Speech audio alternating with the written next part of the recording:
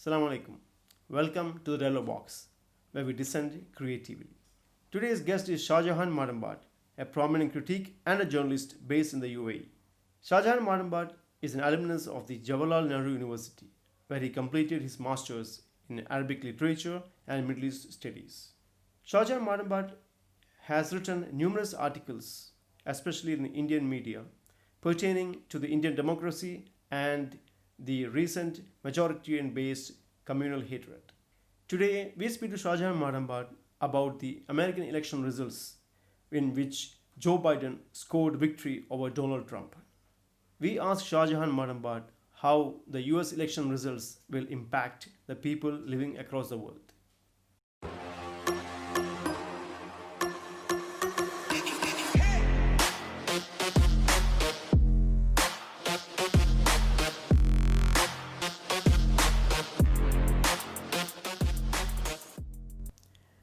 Welcome to Dialogue Box on Jayhun TV, Mr. Shahjahan Madambat. We are very happy to have you on our show. Thank you. Thank you very much. I'm happy to be here and look forward to the conversation. Half the world, or you can say a major part of the world, are really excited to hear about the victory of Joe Biden. However, even in this victorious moment, there is a question hanging on everyone's minds that almost half of America has voted still for Trump. So, do you feel the electorate has given a blanket approval for Trump's so called racist and bigotry narratives? The discourse that he has used in all these 4 years, full of racism and a lot of prejudice against communities, some parts of the world. What do you feel? Is it an approval from the electorate for his divisive politics? Uh, the most important thing to note is whatever the exact vote share of the respective candidates, this has to be seen as a defeat for ethno nationalism. You used words like racism, prejudice, etc. I'm using the word ethno nationalism to denote all those things, So that way it is very, very important because the world over for the last so many years, we have been seeing a resurgence of, extreme, rabid right-wing ideologies and their ideologues.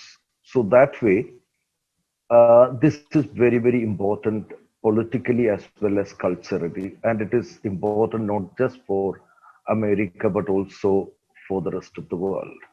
Now, that said, do we expect some kind of fundamental transformation in US society? I don't think, for a number of reasons. One, as you rightly said, half of Americans seem to have put their trust behind a man who appeared to all of us as a vicious clown all these years. So that shows that basically shows two things. It would be perhaps unfair to bracket all of them within the category of racism or xenophobia. What we can say is that a large chunk of those voters are definitely racist, white supremacists, and so on and so forth. But a large number of them may not be. They may have voted for Trump for different reasons. Some of them could be economical, cultural, whatever. But that said, we also need to add that those people had no problem standing by a man who is a racist by all definitions. So they did not find it inappropriate that they are putting their support behind a man who is a disgrace to the civilized world in every sense of the term. So, yes, of course, America is not going to change overnight. Polarization is at its worst. American society has never been as polarized as this, except during the Civil War, which happened more than 150 years ago. So, it is at a crucial moment. So the best way to look at it is not to look at it as some kind of victory for sanity, not some kind of defeat for right-wing ideologies, but as a reprieve for the American state and society to repair the damage that has already been done to the soul of the country, to the credibility of American institutions, American political system, and so on. I'm sure you share a little bit of our enthusiasm about the victory of Joe Biden. However, realistically speaking, I remember you making a note that despite Trump's racist and divisive politics, his era was relatively calm. He did not ignite a fresh war, and he made many attempts even to reduce the impact of existing conflicts. What shall we expect, realistically speaking, from John Biden? No, see, the thing is, we need to understand. I mean, I generally shy away from talking about individuals in the context of big political games. The might of the American imperial system is far superior to and far more powerful than the personality of the president. So somebody like Barack Obama, who many thought would transform U.S. politics for the better, was not able to do anything much during 8 years, except delivering well-meaning speeches here and there. So I don't think a single individual would be able to make much of a difference because we need to look at America as a full-fledged imperial system. So that way I don't expect much. But as I said, a defeat for ethno-nationalism is a decisively important development in today's world because we have been seeing, uh, almost people have come to the conclusion that ethno nationalism in the world today is an invincible force, whereas it was an invisible force, a few years or decades ago. So right now we see this everywhere from Hungary to Philippines to India to Turkey to various countries. So in the midst of this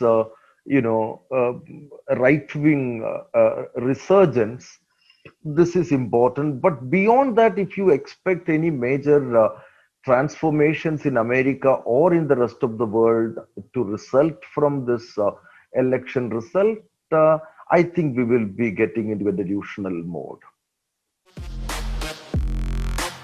Okay, you spoke about ethno nationalism. One country we cannot miss out in this is our own motherland, India. We see there is an increasing trend, there is a big race by the establishment to resurrect ancient mythological symbolisms to increase their political capital. So, how long do you think this trick is going to work with the Indian people? I mean, this election, the American election, had a big impact, or rather, big expectations, which had in the two camps of India, the liberal, the left, and the other side, secular people, and the other side of the right wing people favoring Trump. So, how long do you think this ethno nationalism, which is really on the rampant move in India, how long this is going to last? Well, I don't think a comparison between the situation in America and the situation in India will be historically correct. Primarily, we need to understand that unlike Donald Trump and the white supremacists in America, in India we are talking about an ideology that has been a vital part of our polity for nearly 100 years now. And if we look further back, we can we can actually say that this ideology has been active since at least late 19th century, right? Much before the formation of the RSS in 1925. Whereas in America, it was a sudden, surge of some kind of vicious emotions that came, and Donald Trump was able to exploit that disgruntlement, once, and the second time he failed, at least in electoral terms, if not in popular terms. Whereas in India, I think the situation is comparable to a great extent to Germany in the 1930s. I genuinely believe that we are in the grip of a fascistic, power, which brooks no dissent, which does not condone even minor differences of opinion. We have seen how many people have gone to jails, and we have seen the transformation of Indian media. But contrast that, the media in the United States, mainstream media in the US has been vocally, it has been an oppositional force, very vocal, very vociferous, laying bare, everything that Donald Trump and his team were doing. Whereas in India, we see a complete capitulation of mainstream media, visual, print, everything. I mean, with some remarkable, glorious exceptions. So that way, I would say that even if Narendra Modi and the BJP get defeated, our institutional structure has been completely distorted and destroyed to a great extent, ranging from the judiciary to the media to the executive to everything. So, politically, even if there is a change, the overarching ideological framework will continue to remain that of Hindutva for foreseeable future. But we have to continue fighting, these battles politically, electorally, culturally, and so on. We should not lose hope. But at the same time, we also need to understand that it is a daunting task, no doubt. We have seen that in world's top democracies like India and US, we see a lot of paradoxes in terms of electoral response. The political conundrum is that while we have many Muslim bucks of the majoritarian regime, the BJP, we also have Hispanics and blacks even voting for Trump. How do you see this conundrum of mix of political response? Even the so-called victims sometimes vote for the hunter. The problem is, I think sometimes, we can jokingly say that the crisis is not at the level of leadership or ideology. The crisis is at the level of the people, and it is not possible for us to elect a new people, right?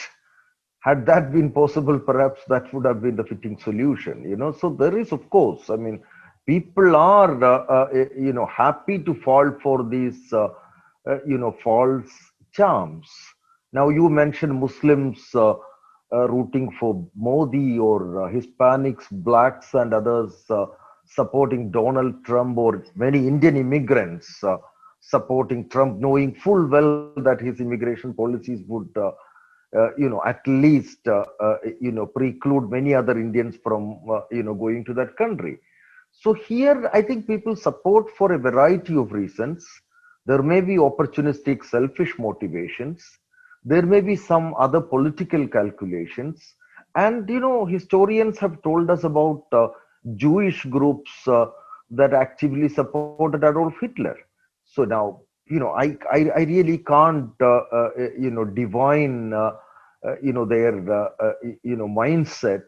It surprises and puzzles me as much as it does to you. But definitely, yes, this is a crisis of people, not just in terms of Muslims or minorities, but generally, people fall for these emotive issues, and they are just used for sinister, cynical political goals. So I really can't answer that question because I don't know the answer. I'm as much puzzled by it as you are. Mr. Shahjahan, the Indian Muslims have gone through tremendous trials and tribulations in the past 6 years or so. And this has really attracted a lot of international criticism. especially when it comes to the CAA and the Kashmir issue, which recently, which they removed the article protection which the state was enjoying. Uh, do you feel that the the other spectrum of the Indian politics, the opposition, whether it's the Indian National Congress, the left parties, the Dals, do you think anything is in the offing for the Muslim community in the future? Do they have something to hope for in the opposition? No, I suppose that such a diverse country as India will somehow wriggle out of the fascistic grip sooner than later, because we are far too diverse. Compared to any other country in the world. I mean, we are so diverse in terms of cultures, languages, ethnicities, practices, everything. So to have such a diverse polity consolidated forever in the name of some kind of fake religious nationalism is not going to be possible. So I'm confident that some see, in India you have a number of fault lines. Religion is one, caste is another, language, region, gender, class. So I think now one fault line is kind of trumping all others. So I think this will soon change, and we see signs of that on the horizons right now. I mean, and I'm confident that, look at Bihar elections. I mean, all the polls are suggesting that the BJP combined will be defeated. So I think Indian people will definitely you know stage a comeback. I mean, I would like to put it that way. The people of India will stage a comeback and retrieve and restore what has been lost. But it's not going to be an easy task. That is why I said it's a daunting task. It may take time, but I'm optimistic that it will happen. Gandhi's land will never be completely capitulated to Godse's ideology. That's how I look at it. I remember once you writing an article where you claim that in a very critical departure from your earlier understanding and your perception and your conclusions, that the Muslims of India have to form a separate political entity. How do you continue with, do you still believe that is a solution for the present crisis? Absolutely. And there is a context in which I made that argument. It was not my argument for a very long time. It is the riots in Delhi, the violence in Delhi that made me rethink many of my own positions about identity politics. In principle, I still am not a votary of identity politics. I see a lot of problems in that. I mean, that's another topic we can talk sometime later, maybe.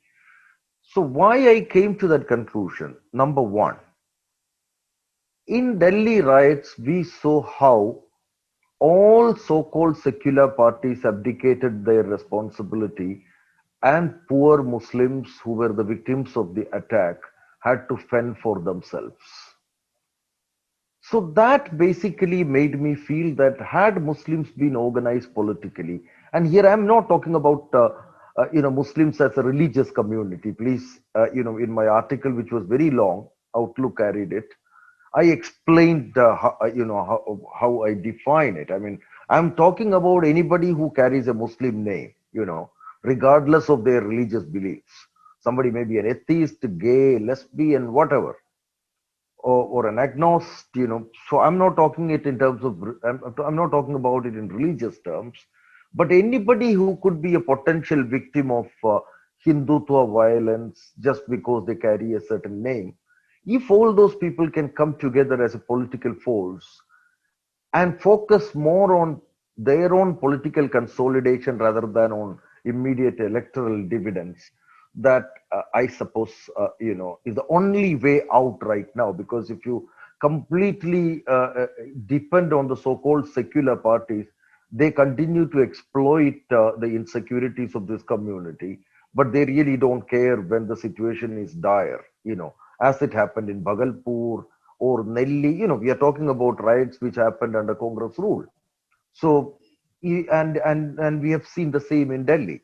So that's one. And second point, I mean, why I, in spite of my, disagreement with the whole idea of identity politics, if you look at India's political history since independence, downtrodden communities, marginalized communities achieved some semblance of political empowerment only when they organized themselves politically. Look at the Yadavs in Bihar and UP. Look at Dalits in UP. Mayawati became chief minister of UP only because the Dalits decided to organize themselves. Until then, you only had Brahman or upper caste chief ministers in that state. And in Kerala, you see, unlike most other states in India, Muslims, enjoy a certain amount of equal citizenship because largely to what the Muslim League has done. Now, of course, the left movement, Srinarayana Guru, there are so many other factors in it, but I think the role of the Muslim League in this is undeniable. Many of my left friends, secular friends, don't like me when I say this, but I have seriously and deeply looked into what Muslim League has done in Kerala politics.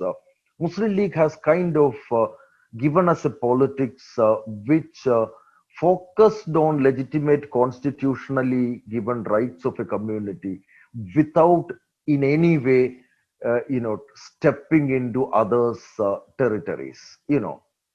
So these are some of the reasons why I felt that right now this is the only option left for the Muslims to make sure that they survive in the current situation.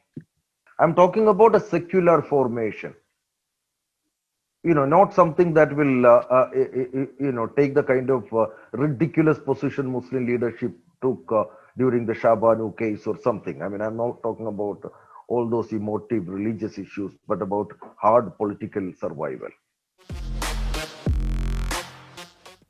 Okay. One last question before we conclude. Uh, Shahjahan Manabad, we have seen that the left was a very prominent force in Indian politics up until you can say until the probably until the Babri Masjid demolition. Economics or economic welfare was a key theme in all elections, national or state politics, which has slowly been replaced by the religious card. So, do you feel it is a triumph of religion over economics which has made the left parties irrelevant to the national politics? No, you see, we need to. I mean, recently, what happened was, I mean, after liberalization in 1991, and to a large extent in many countries around the world after their economies started getting liberalized, Pradap Banu Mehta made the brilliant point recently. He said, what has happened after the advent of neoliberalism or liberalization of economies is we have depoliticized economics and politicized culture.